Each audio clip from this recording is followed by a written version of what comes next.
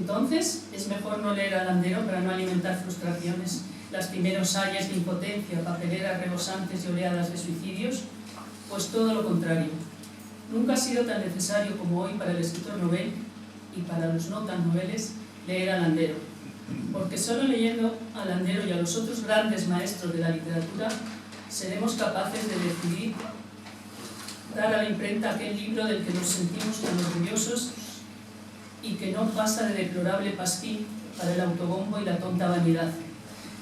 Existen muchas maneras de entender la literatura, pero para mí hay un requisito que me parece insoslayable: la literatura entendida como arte. Ahí lo dejo. Así fue como yo conocí a Fernando, porque me pareció tan bonito y tan acertado este artículo que empecé a buscar para ponerme en contacto con él. Vi con su blog y le puse unas cuantas cosas, y a partir de ahí pues ya nos llevamos carteando muchísimo tiempo, con gran intensidad. Y bueno, por eso quería yo estar aquí. Esto no lo sabían ni Luis ni Fernando, no se lo quise decir, porque ayer Fernando me estuvo preguntando que cómo lo íbamos a plantear y que bueno, yo tengo que estar en medio, sí, entre dos, pero no te puedo decir por qué. Qué misteriosa estás. Digo, bueno, ya la averiguarás. Y bueno, como sabéis, es el primer libro de Fernando. Se llama Persianas, que es un título precioso.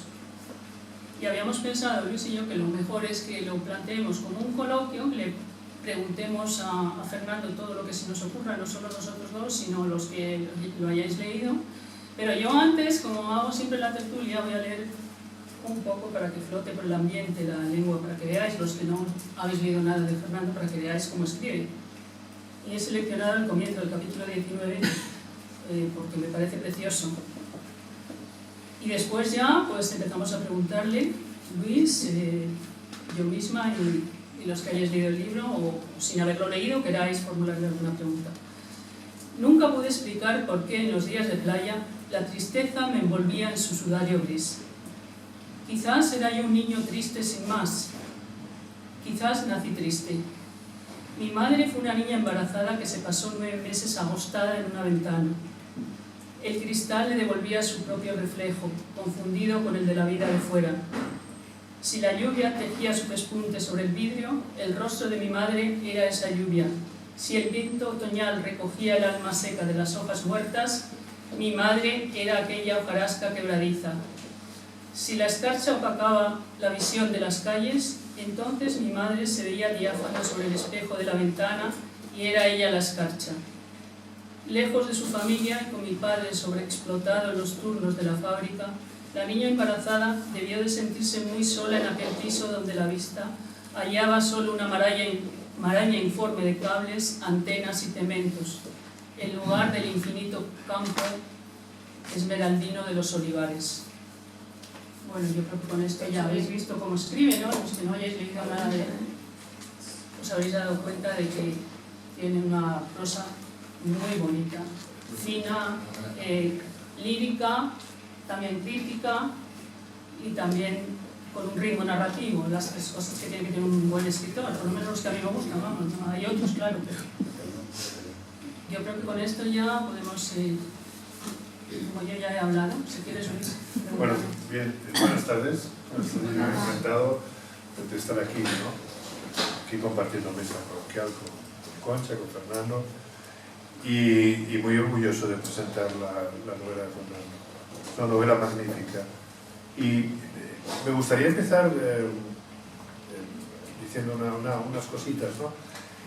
Es una novela que desde el principio te interesa, no necesariamente por el argumento.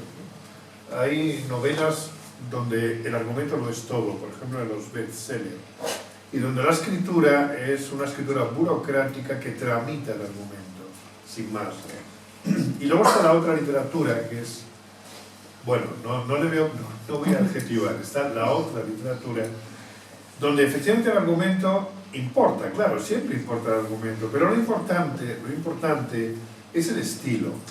El estilo, cuando hablo del estilo, yo no me refiero solamente a todo el repertorio retórico de un escritor, esas figuras retóricas que nos enseñaban, no, es el tener una visión propia del mundo y un modo personal también, propio, de expresar esa visión, ¿no? Eso es lo importante, porque alguien puede tener en la cabeza una idea estupenda. Un pintor, por ejemplo, puede tener en la cabeza un cuadro magnífico. Vale, ahora pilla los pinceles, coge los pinceles y ponte a hacerlo, a ver qué es lo que te sale.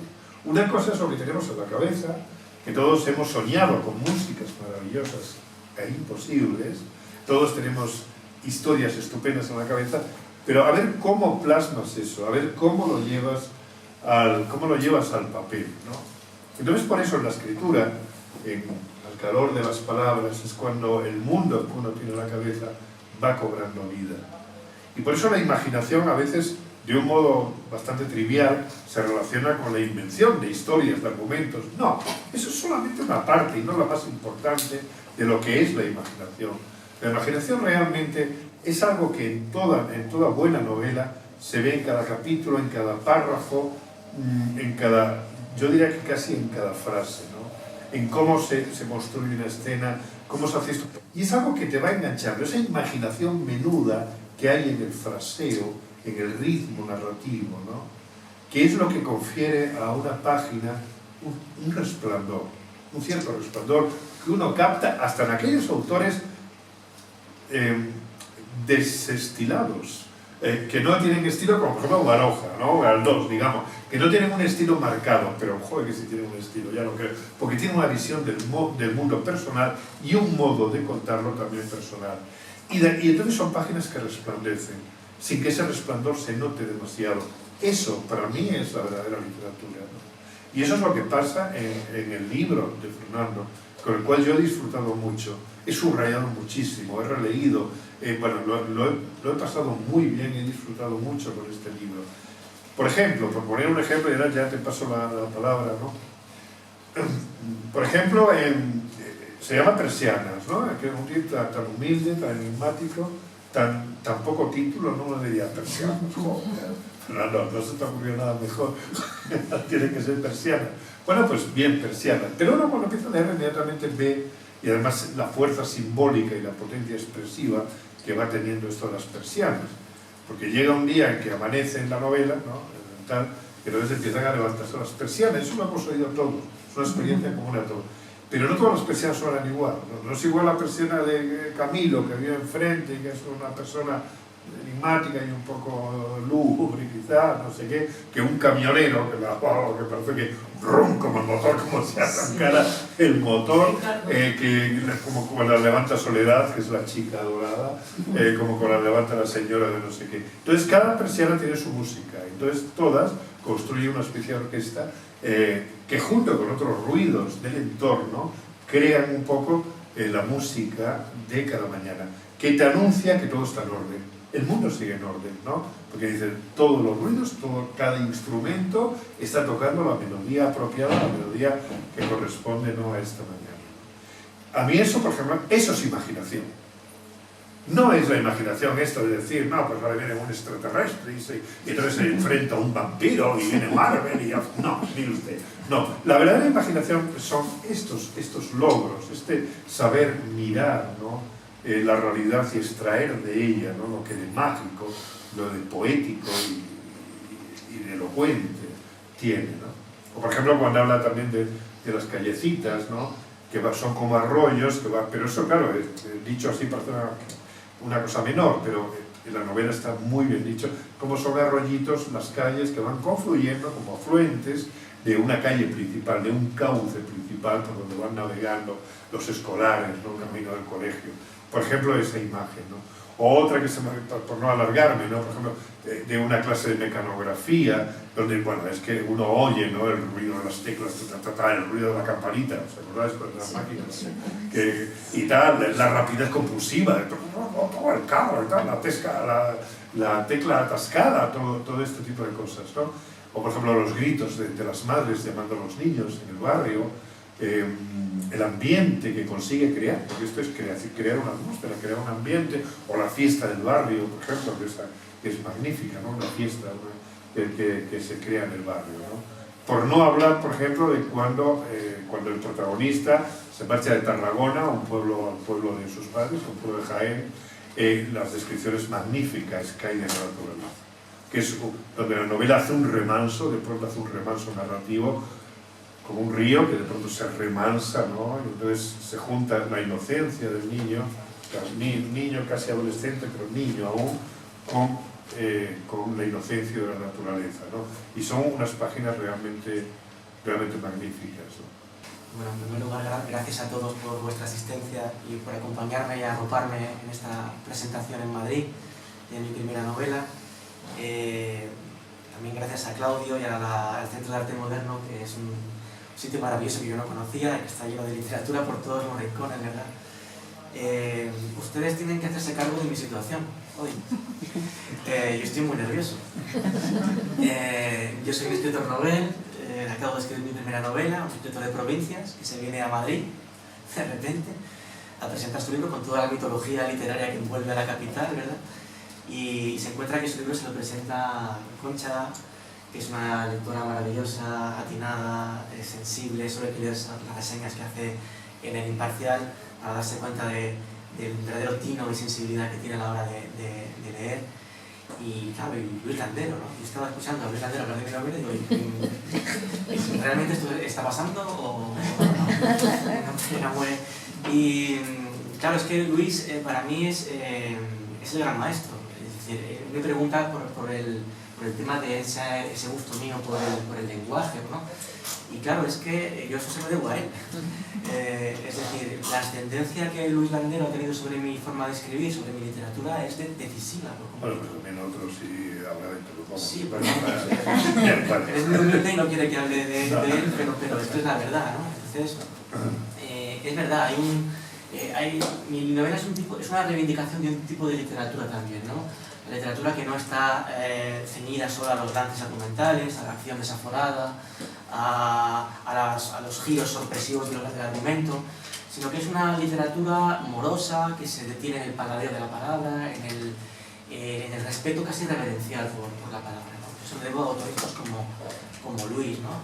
Y por eso la novela está dedicada a él. Si alguno la ha comprado o aparece en la primera página esa dedicatoria, porque yo me siento en deuda literaria. Bueno, me parece excesivo, pero bueno. ¿Y cómo empezaste a escribir tú y todo esto? ¿Cómo fue tu principio, tus principios?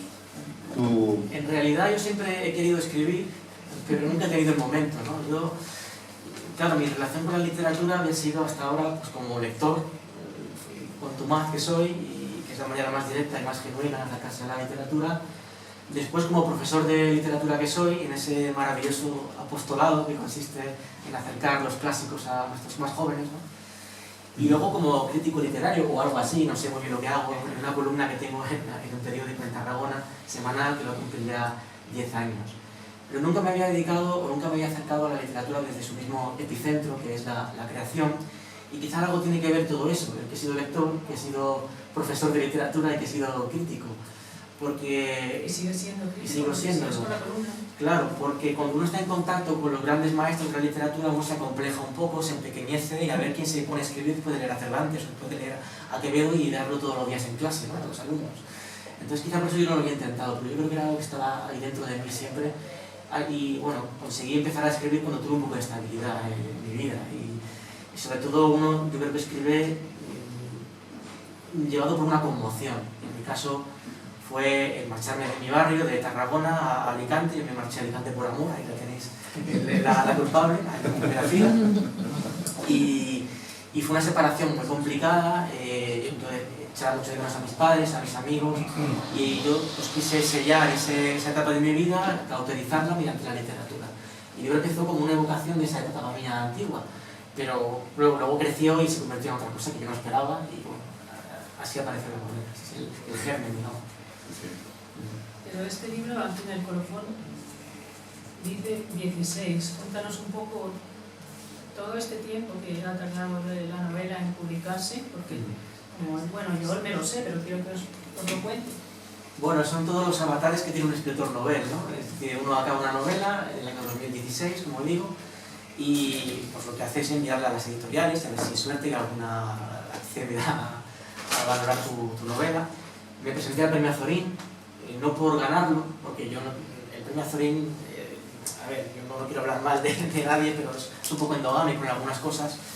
Y uno no se presenta a la Azorín para ganarlo, igual no se presenta al Planeta para ganarlo, ¿no? Uno se presenta a estos concursos para ver si su libro es capaz de superar determinadas cribas de un jurado profesional. Entonces quedé finalista y eso me dio un poco más de amor propio, porque yo tengo muchas inseguridades con mi novela, como con toda primera novela. Y además yo soy muy inseguro y soy una persona tímida, en fin, me cuesta un poco quererse a sí misma.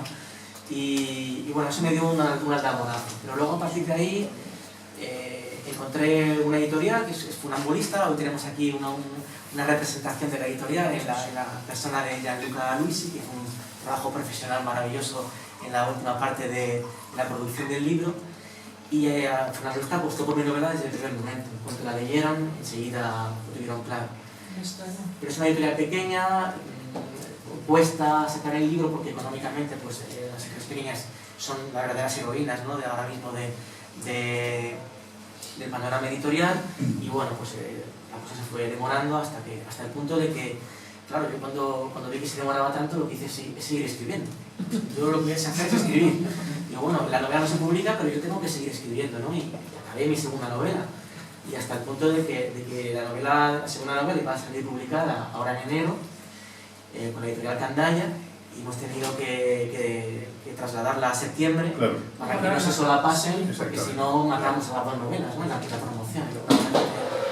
Un año, si no me equivoco, en un momento dado creo que tú pensabas que iba a salir antes la segunda que la primera. Sí, estaba convencido. Y esta es una novela de iniciación. Sí. Es una novela de iniciación, sí. Aprendizaje, pues la historia, una historia de esas que son eternas, que nunca acabarán de contarse, que es la iniciación a la vida de un niño que es casi adolescente ya, que tendrá 12, 13, 14 años. ¿Cómo te lo imaginas tú más o menos? El niño tenía 9, 10 años. No, 10, bueno, va a cumplir 10. Yo me imaginaba quizá con 12, bueno, pero en todo caso un niño todavía, sí, con ciertos rasgos ya de la adolescencia que ya aparece. Y entonces el libro hay dos mundos en la novela, ¿no? Hay dos mundos. Por un lado es el mundo de la infancia, que es el mundo con todo su mundo de fantasía, sus héroes. Está muy bien ambientada la época con todos los cómics, las películas, incluso las chucherías, se comen las canciones, todo este tipo de cosas. Bueno, ya sabéis, ¿no? Yo no ha sido mi mundo ni Verano Azul ni nada de esto, pero yo lo entiendo muy bien porque estos mundos todos se parecen, ¿no? Estos mundos de la infancia con todo este mundo de fantasías y todo esto, que es una cosa... y las cartas, por ejemplo, que escribe, porque ahí se escriben cartas a los héroes, son capítulos a veces alternos, pero se escriben cartas a los héroes, donde queda muy bien delimitado ese mundo de la fantasía, ¿no? Pero también queda esa interpelación a los héroes, es decir, ¿qué pasa en este mundo, ¿no? ¿Qué es lo que está pasando aquí? Y luego está el mundo de la realidad, el mundo de la realidad objetiva y dura, el mundo de la muerte. De pronto aparece la muerte, a través de un vecino que se ve. Aparece el amor, con la parte maravillosa, pero la parte sombría también que tiene el amor. Aparece la violencia, aparece el dinero, aparece la segregación social, o por lo menos una cierta... ¿no? Y entonces la novela va avanzando hacia el fin de la infancia. Es una novela en el umbral, es decir, el umbral que va de la infancia a la... Entonces son como dos aguas, el agua limpia y clara que viene cantarina, que viene de la infancia, y las aguas turbias de la madurez que ya bajan y se van mezclando, ¿no? Y hay, por ejemplo, una carta que le escribe a uno de sus héroes,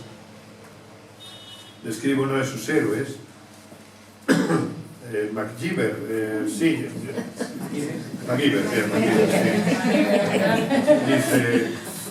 Dice, no es mi intención darte más trabajo. Sé que Peter está bastante ocupado y que mereces una tregua. Pero tu archienemigo, Murdoch, se ha vuelto más peligroso que nunca y adopta ahora disfraces extraños con chapela, el atentado de ETA, capucha blanca y caibu. Continúa con su afición de retratar a sus víctimas, pero ya no lo hace antes de morir, sino ya muertas, y las publica con la página de sucesos de los periódicos. Y entonces le pregunta, ¿cómo los hombres pueden llegar a infligir tanto dolor a otros hombres? ¿Cómo se arregla tanto odio, MacGyver? ¿Qué chicle de los tuyos puede unir de nuevo a los seres humanos? ¿Qué navaja suiza limará los rencores? ¿De qué clip pende la esperanza? Dime, Langiver, tú que lo arreglas todo, ¿qué cachivache te vas a sacar de la chistera esta vez para construir la paz en el mundo? Ahí se meten las dos aguas. El agua del niño, ¿no?, que viene con sus héroes, con su Langiver, con todo esto, y de pronto la realidad siniestra que va llegando, ¿no? Y ese final de la infancia llega naturalmente, sobre todo con los hechos. Entonces es muy interesante, es muy intenso cómo va llegando el final de la infancia, cómo se va despidiendo, cómo efectivamente las aguas turbias, las aguas de la madurez van enturbiando, de la realidad objetiva y dura, van enturbiando cada vez más las aguas de la infancia, con lo de Soledad, cuando le cambia, bueno, cuando renuncia un poco a su chica amada, y luego cuando su gran héroe, que es un profesor, Don Ramón, descubre realmente quién es Don Ramón, que eso naturalmente yo no lo puedo contar, ¿no? Y en ese momento, además creo que se dice explícitamente en el libro, en ese momento es cuando realmente acaba la infancia, ¿no? Y hay una imagen preciosa, que es que yo me imagino, que es una imagen de lo más poética, al final que hay una explosión de gas, que es casi al final de la novela, y luego salen volando unos avioncitos de papel que había utilizado el protagonista al principio de la novela para comunicarse con Soledad, que es una de las que sube la persiana, y entonces le manda mensajitos de amor en aviones de papel para que caigan en su tal. Y entonces todos esos aviones de papel que tenía guardados, de pronto, entonces con la explosión salen todos volando. Había gente que decía que de aquella explosión de pronto había cantidad de aviones de papel volando por todas partes. Y ese efectivamente es el adiós a la infancia. Es el adiós a la infancia. Esa es la explosión de la casa de la señora Misinda, que es el Sí, que me encanta ese nombre, es que ponen nombres de cuentos, claro, que se llame Misinda. Tuve una vecina que se llamaba Misinda. Da igual que sea de verdad o no, es que queda bonito. Sí, bueno, pero eso estaba tal como tú concibes la novela. Imagino, yo no sé cómo construyes tú una novela. ¿Tienes muy claro la cosa? ¿Cómo tienes muy claro? Quiero decir, la historia del protagonista, que no tiene nombre, ¿no? Rodrigo. Rodrigo Hernando. Pues bueno, Se sabe porque en las cartas aparece el remitente. Ah, es verdad. Sí, la única manera de saber que se Rodrigo, vale. No, y Entonces, porque hay uno del pueblo que le dice Rodrigo Hernández de los huevos con Pero vamos con tú eso ya lo tenías. ¿Cómo era el primer esbozo que tenías de la novela? Sí. El esbozo general. Es que eso es lo curioso de la construcción de la novela, ¿no? Que la novela nace como... O sea, mi intención era hacer una evocación nostálgica de mi infancia, nada más. Pero claro, luego aquello va creciendo y creces sin que uno se dé cuenta. Decía Vargas Llosa en alguna conferencia en Alicante que a él le sorprendía, no sé si tú estarás de acuerdo, Luis, que a él le sorprendía que él no sabía qué iba a pasar cada día en cada sesión de escritura. Claro. Es decir, hasta tal punto era así que uno está hasta emocionado para ver qué va a pasar. Y claro, cuando tú dices esto, la gente te dice, no, tú estás loco, si tú eres el escritor, ¿cómo no sabes lo que va a pasar? Pues no sabes lo que va a pasar, realmente. Es decir, y con la novela pasó eso. Yo Si quería no hacer... supieras serías muy mal escritor, porque entonces no hay creatividad. Ni emoción, Claro. ni nada. Y Serías un notario, otra cosa. y claro, lo que era una novela simplemente evocadora, nostálgica, que yo quería poner como un sello, ¿no? De una etapa que había terminado en mi vida, y era simplemente unos recuerdos personales, casi un diario, ¿no? Pero aquí luego al final pues cogí un argumento el solito, no se sabe cómo, con esa magia que tiene la literatura, y adquirió un argumento. Y bueno, pues al final me metí en ese argumento y tuve que salir de él y darle una estructura, ¿no? Pero está también eso que tú querías, evidentemente. Sí, Además, desde el está. principio. A mí me gusta mirar todos los rincones de la novela y estos versos que pones aquí al principio de Silvio Rodríguez, lo del unicornio. Bueno, es que está muy bien, porque Claro. es que solo tengo un unicornio, ¿no? Claro, ¿Cómo solo es? tengo un El unicornio. unicornio azul ayer se me perdió, no sé si se me fue, no sé si se extravió.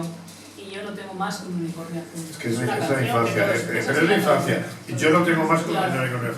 Nada más y nada menos, no habría que decir. Pero es poca, quiero decir que es muy frágil y en cualquier momento el unicornio está expuesto a la extinción, ¿no? Pero solo tengo un unicornio azul, es lo único que tengo. Y es lo que tiene Rodrigo, ¿no? Tienes un unicornio azul, tienes todo esto, y luego poco a poco van viniendo esas noticias tremendas, ¿no? De la realidad, que naturalmente lo van transformando, y se ve la transformación de Rodrigo y de qué manera, ¿no? Y luego ha habido un atentado de ETA, por cierto, magnífica la descripción que haces del atentado de ETA, de la huida, del pánico que se crea, de todo esto es magnífico. Y luego además, cómo el chaval más adelante se imagina cómo son los terroristas, qué es lo que están haciendo. Y entonces se encuentra que no están haciendo nada especial, es lo de la banalidad del mal, la trivialidad de ir, de venir, de bueno, hemos matado a no sé cuántos inocentes, pero vamos y ahora tenemos que tetrabric de algo, tenemos que comer, tenemos que hacer esto, ¿no?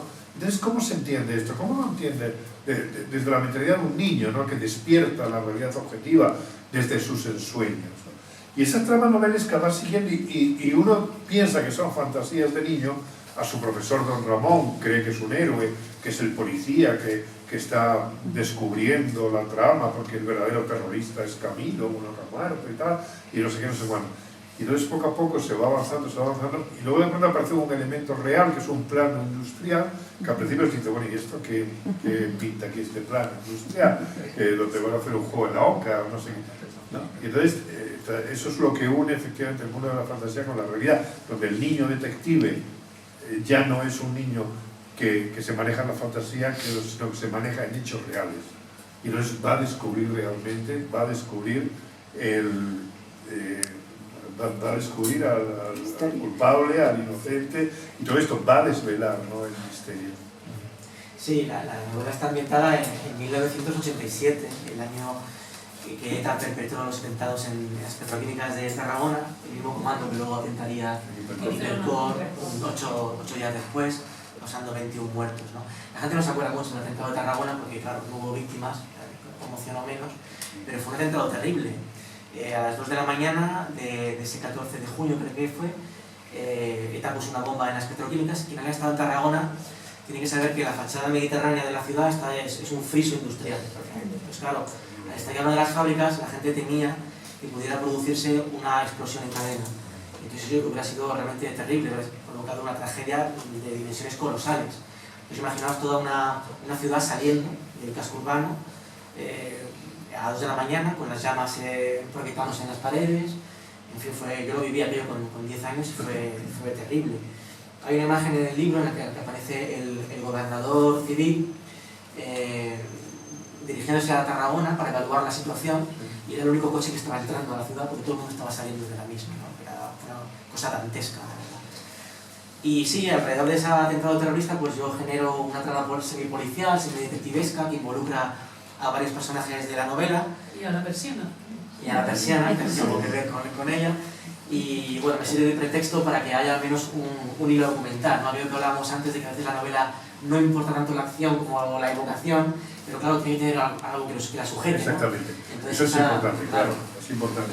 Por eso esta trama policial sustenta todo la construcción más magnífica de escenas, de visiones, de esas microcosas, porque casi cada frase, cada párrafo tiene su argumento, tiene su historia, ¿no? Pero claro, todo eso tiene que estar al servicio de un proyecto, y ese proyecto mayor lo pone efectivamente algo que va vertebrando todo el relato. Y por cierto, que creas cantidad de expectativas en tus novelas, lo cual quiere decir que... Al final de los capítulos, ¿no? Al final de los capítulos, bueno, sí. Eso tiene un poco de influencia folletinesca, ¿no? Sí. Pues no, me porto bien. Los fines de semana que me... Y no sé qué, las persianas... se levantaba la persiana que más me interesaba. Se levantaban todas menos la persiana que más me interesaba. La única que permanecía cerrada de lunes a viernes. Vaya, todas esas. ¿Qué será? Expectativa importante, ¿no? Expectativa importante. Sí. No sé, por ejemplo, había por aquí otra. Sí, son remates de capítulos que a mí me gusta rematarlos así siempre, sí. Dice, eché una ojeada resentida y reprochadora a la persiana de Camilo, que efectivamente permanecía aún cerrada, y fijé mi atención en la ventana, ahora descubierta de Soledad, que es su niña querida. Pero era demasiado tarde, mi avioncito de papel reposaba sobre mi mesita de noche y ella había desaparecido de todos los visitos. Quiero decir que el que busque emociones fuertes las va a encontrar. Otro, a la luz que proyecta una farola próxima a la habitación de Camilo, destaca tras su ventana la figura de Don Ramón. Entonces Camilo ha muerto, el piso está vacío, y entonces de pronto, por la noche a las 3 de la mañana, se ve la figura de Don Ramón, que es un profesor suyo, al que él quiere mucho y admira una barbaridad y tal. De pronto aparece. Ah, ¿qué pasará? ¿Qué pasará? Quiero decir Es la novela policial. que no, pero efectivamente es que la novela es esto, contar una historia es seducir al lector y seducirlo con estas cosas. Y lo que tú dices que son recursos de folletín, benditos recursos, cosas efectivamente que son propias de la narración oral de siempre. De siempre. Esto lo escuché yo de niño en los cuentos que me contaban. Vaya, ¿cómo no? Sí. Pues eso es lo que yo decía antes, que tú has leído muchos cuentos de niño, y yo noto cosas que son propias de la literatura oral, como pasa con la literatura de Luis, no sé si... Yo es que soy un enamorado de la literatura oral. Yo, Claro. Soy enamorado del romancero, por ejemplo. Sí, sí. El romancero es el gran No, eso yo patrimonio. lo sé porque yo soy una seguidora de tu propia. Entonces sí, la oralidad sí que para mí es importante. No sé si se traslada esos recursos de la oralidad al libro, no estoy seguro, pero sí que es verdad que quizá... La musicalidad. Sí, el lirismo, la palabra poética para mí Exacto. es importante, sí, ese respeto por la palabra. Es que yo creo que la literatura es una manifestación artística, más. Aquí lo dices muy claro, por eso me he parado ahí. Sí, es que claro, generalmente cuando hablamos de arte siempre hablamos de pintura, de arquitectura o de escultura, pero cuesta mucho que alguien emparente el arte con la literatura. La literatura parece como si estuviera... Es un problema de la lengua española, porque sí. En francés se dice belles lettres, en alemán Claro. belletristic, y yo siempre insisto en eso, en que la literatura forma parte del arte, aunque en nuestra lengua sea más difícil de ver, es así, la buena, la que nos gusta, la que escribe Luis, la que escribes tú, Bueno. la de la tradición cervantina, claro. Sí, y el caso es que casi nunca se vincula lo artístico con lo literario, ¿no? Siempre hablamos de la literatura como algo para entretener y ya está, ¿no? Y me parece que la literatura también es un arte y como tal, pues debe utilizar su herramienta, que es la palabra, y cuidarla y casi venerarla. Sí que hay un cortejo con la palabra. A mí me gusta escribir porque me gusta cortejar a las palabras. Sí. Además, la palabra que suele ser una dama esquiva muchas veces, ¿no? Entonces, cortejarla me gusta para ver si consigo ligármela, ¿no? a la palabra. Y eso sí que lo tengo ahí. En la presentación de Alicante, la poeta que me presentó, Pilar Blanco, decía que yo tenía una relación con la literatura carnal.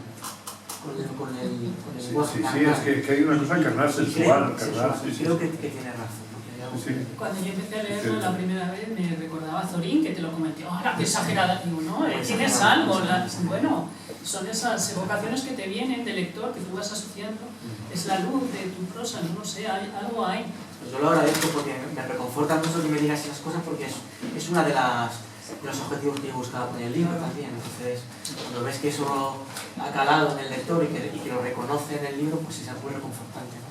Otra cosa es que a lo mejor pueda resultar un poco barroco en algún momento, no lo sé. El barroquismo, el exceso de... De todas maneras, el barroco tampoco es malo. O sea, quiero decir, el barroco no es malo. Ahí hay bueno, no me voy a subir. Pero no, hay un malentendido con el barroco. Es decir, el barroco es lento porque es... No, hay... Si el lenguaje...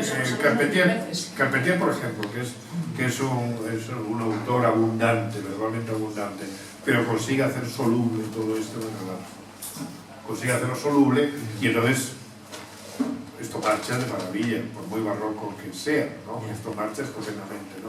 Entonces aquí hay otros descarnados, de esos que escriben telegráficamente y tal, que a veces son muy aburridos y a veces se empantanan y eso no va a ninguna parte, ¿no? O sea que eso no tiene nada que ver. Lo que pasa es que hay una parte peyorativa del barroco, esa es la parte que hay que evitar. Aquí cuando hablamos del barroco no hablamos peyorativamente del barroco. Hablamos del barroco como una opción que está ahí y que la vemos en mucho. La vemos en Valle Inclán, la vemos en Cervantes, como no, si está en la época barroco, la vemos en Shakespeare y la vemos en tantos otros, ¿no? El barroco está ahí, no sé, en el teatro, en Lope, en Calderón, claro, en todo, lo vemos ahí, ¿no? Y efectivamente esto no tiene nada que ver. Entonces el barroco, el buen sentido de la palabra, era justo la palabra que no quería que saliera aquí. Porque cuando sale el barroco la gente inmediatamente se pone a la defensiva. Sí. Claro, pero que es una palabra porque se ha utilizado, ¿qué barroco eres? Que no sé qué, eres de barroquismo. ¿Ven? Entonces, esa expresión, desgraciadamente, ha pasado a ser moneda de curso legal. Y entonces ha desplazado el verdadero sentido que puede tener el barroco. Pero, claro, a ver cómo enmendamos ahora. Por eso en el capítulo de Severiano Cano, bueno, Severiano se le aparece al niño, no sabemos si es gitano, no sabemos si es en sueños o no es en sueños, no lo sabemos, no se deja claro, y él le invita a unas almendras, ¿no? Y entonces Severiano se lleva en su sombrero, se lleva unas cuantas almendras, ¿no? Luego descubre el niño que Cebriano está muerto, va al cementerio y ve allí la lápida y ve que está muerto, pero luego va a la cueva donde supuestamente él le ha dicho que vivía y allá hay unas cáscaras de almendras. Sí, pero la cueva está abandonada. Está abandonada. Claro, que esas almendras pueden ser comido cualquier persona, ¿no? Pero él considera que ha sido Cebriano. No, eso es una historia preciosa. Es el triunfo de la fantasía, ¿no? Sí, En el bueno, niño, sí, sí, ¿no? claro. Pero esos son los detalles en los cuales se ve que Fernando en la siguiente novela ya es un gran escritor. Bueno, en esta lo es en ciernes, pero... La siguiente novela es muy diferente, es muy... Haces bien, que es muy muy diferente. diferente. Yo tuve un mochuelo de pequeño en mi infancia. Tuve un mochuelo, además lo pillé de niño, iba con Luciano, me acuerdo, dijo el cartero, que era un año mayor que yo, él debía tener 7, yo 6, o 8, 7, por ahí. Y nos vimos a un mochuelo, que acababa de salir del nido, vamos, que era volandero. Estaba allí a pie hay una manera de que el mochuelo no vuele, de poder coger lo que es, lo ponemos en pelota los dos y vamos bailando. Y entonces el mochuelo se va mirándonos tan fijamente que lo cogemos. Y efectivamente lo hicimos que lo cogimos. Pero yo creo que es porque no sabía volar. Porque no sabía, entonces, ese mochuelo lo tuve yo durante mucho tiempo en una jaula. Hasta que un día mi padre ya se casó y vamos a dejar el mochuelo ya que vuelva como a sus olivares de Jaén, como se vuelve al final, y entonces soltó a ese mochuelo, y yo tuve el mochuelo mucho tiempo, sí. Y luego el Chele este. El Chele también es un personaje real. Ese está inspirado sí, es de toda la pinta. Un vagabundo de mi barrio, de periferia de Tarragona, Buenavista. Sí, existe también y tenía... El Chele es un personaje también muy curioso porque tú hablabas de la frontera entre la realidad y la fantasía, pues Chele es un poco parecido, ¿no? Él vive en el descampado, pero el descampado es esa zona, digamos, hostil en la que el barrio termina, ¿no? Y entonces es como un territorio de nadie. Y entonces el Chele es habitante de ese territorio, parece casi un personaje mitológico, ¿no? Y cuando llega al barrio y se mezcla con la gente que vive en el barrio, hay un momento en que dice la verdad que se suspende el tiempo, es como si no pudieran juntarse la gente del barrio con la gente del descampado, que son dos dimensiones distintas, ¿no? Y es verdad, el Chele era como un personaje casi mitológico, ¿no? de nuestro barrio, y aparece por ahí también, sí. Es una novela muy de Arrabal. Yo... ¿La presentaste en Buenavista? La presenté en Buenavista, sí. De hecho, yo cuando corregí las pruebas de imprenta, me di cuenta de que había un montón de descripciones relacionadas con los márgenes. Por ejemplo, yo me sorprendo a mí mismo describiendo un arcén, una carretera, o la orilla de una playa, o un charco, o un solar, o un descampado. El mismo barrio es un barrio periférico, ¿no? Si nos pusiéramos psicoanalíticos, a lo mejor toda esa descripción de lo fronterizo tiene que ver un poco también con mi condición de habitante de barrio, ¿no? El capítulo de la playa es maravilloso. Y además es verdad, yo lloro en la playa. Sí, a mí me pasa igual, porque yo es que la detesto. Yo en la playa, no sé qué ocurre, que llego a la playa y me pongo a llorar. Ahora ya no, pero de pequeño sí, llegaba a la playa y aquello era como un finisterre y me hacía sentir mal. Y además hay arena, como si fueras una croqueta, ¿no? Se meten los ojos. O sea que es verdad, El barrio es una cosa que está maravillosa. Sí, eso no es muy de barrio. Muy de barrio, muy de pueblo, muy de... Sí, pero un barrio muy especial de Charneos, porque tú describes perfectamente cómo la gente de Buenavista dice, vamos a Tarragona, no dice vamos al centro, y además está hasta físicamente aislado. Y luego cuando describes el atentado, se ve que es tierra de nadie, está rodeado. A mí me recordaba el muro de Berlín cuando lo estabas describiendo. Buenavista nació como un barrio obrero al amparo de las fábricas, ¿no? La mayoría, mi padre, por ejemplo, construyó las fábricas en las que luego trabajó después. Entonces es un barrio obrero y está muy cerca de las fábricas. Y claro, todo lo que ocurre en las fábricas, si hay una explosión o alguna cosa, siempre al primero que nos pilles a nosotros, ¿no? Y los de Tarragona van como cosa exótica, ¿no? Vamos a la feria de abril. Y entonces van a Buenavista. Sí, es un barrio muy reivindicativo, de hecho es como el bastión que de alguna manera resiste al catalanismo integrador. Porque, por ejemplo, el nombre de las calles es muy curioso. Las calles en Buenavista son números. Por eso, precisamente, ¿no? Sí, porque como había una polémica por rotular en catalán o en castellano, y la gente de allí no quería rotular en catalán porque son... Pues se pone el número y cada uno que lo pronuncie como le da la gana. Y sí, es muy peculiar, es un barrio con mucha personalidad y efectivamente la gente dice voy a Tarragona, no dice que va al centro. Es como si fuera a otro sitio, ¿no? Y los de Tarragona van a Buenavista pues como si fuera una especie de fiesta folclórica, de experimento más o menos pintoresco, sociológico, ¿verdad? Pero luego vuelven a irse a sus calles de la Rambla de Tarragona y nos dejan a nosotros con las necesidades de siempre, ¿no? La calle que hay que asfaltar, o todo el deterioro urbano, ¿no? El ayuntamiento pues nunca se ocupa, porque a ver si va a ir a Charnego y no hace falta ocuparse de él. ¿Nunca ha visto la Plaza de la Constitución? La primera plaza de la Constitución que hubo en Tarragona fue en mi barrio, sí, en Buenavista. Sí. Así que... igual y allí lo presentaste en un colegio. Sí, iba a ser en el centro cívico, pero había goteras, bueno, cuando hablamos de los problemas logísticos del barrio, y tuvimos que hacerlo en un colegio, sí. Oye, igual te quieren preguntar aquí. Sí, ¿verdad? sí.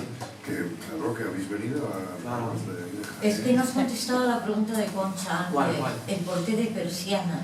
Persianas. El nombre, sí. Es que a mí persiana me parece un elemento muy de arrabal. Primero, tiene mucha importancia simbólica en el libro, ¿no? No sabemos quién se esconde detrás de las persianas de nuestros vecinos, ¿no? Y eso creo que tiene Y luego, eso es mi manera de también hablar del barrio, de cómo el niño conoce el barrio. Por ejemplo, el chiquillo cuando se levanta por las mañanas sabe en qué orden se iza cada una de las banderas de sus vecinos. Eso le da un orden a su vida. Sí. Y ese orden, cuando se altera, es cuando empieza a ver los problemas, ¿no? Cuando empieza a ver los extractores de la infancia, ¿no? Por eso para mí las persianas tienen un sentido importante desde el punto de vista simbólico. Por todo lo que esconde detrás de las persianas, pero también porque le sugieren esa especie de pacto tácito con la vida en la que todo funciona bien, porque él incluso conoce el sonido de cada persiana y el orden en el que se va a izar. Cuando eso se altera también la vida del niño. Además, cuando se empieza a leer, inmediatamente se entiende el título. Sí, me sirvió también para presentar a los personajes. Claro.